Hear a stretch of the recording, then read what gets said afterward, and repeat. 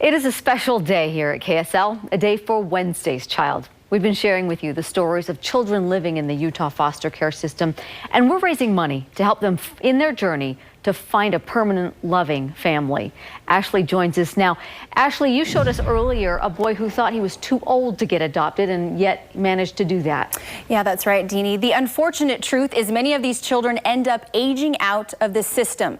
That means they turn 18, and though technically they're considered adults by legal standards, let's be honest, they're in no position to face the world on their own.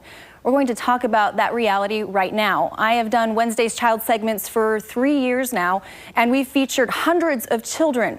Former children we featured here on KSL have aged out.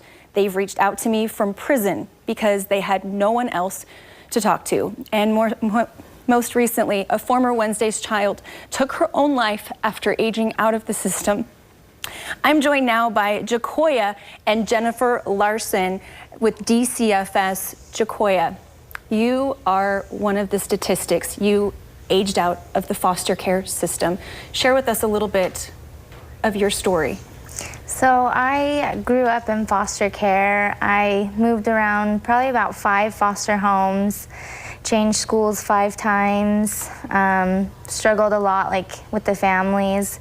And then I terminated when I turned 18. And so I'm 24 right now, and for the last couple of years I've just been struggling. I've struggled with homelessness, not knowing when I'm going to eat next, not knowing where I'm going to sleep.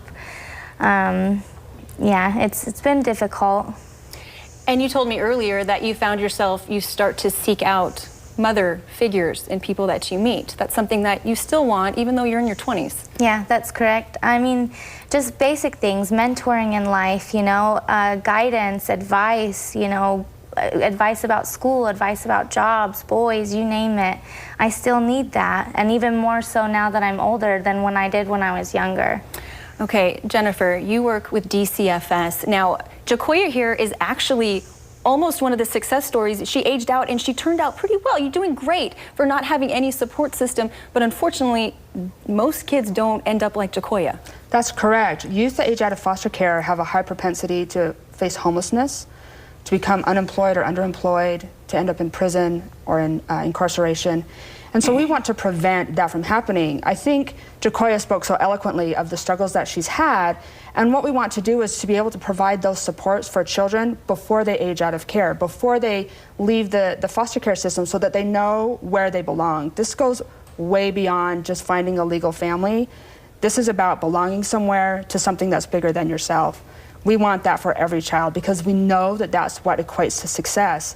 We want children to be able to belong in families. We want them to have relationships that can help them, mentor them, to talk about all the things and have those conversations that Jacoya says that she missed out on or that she struggles to find. We want to have that for every child that comes into our system.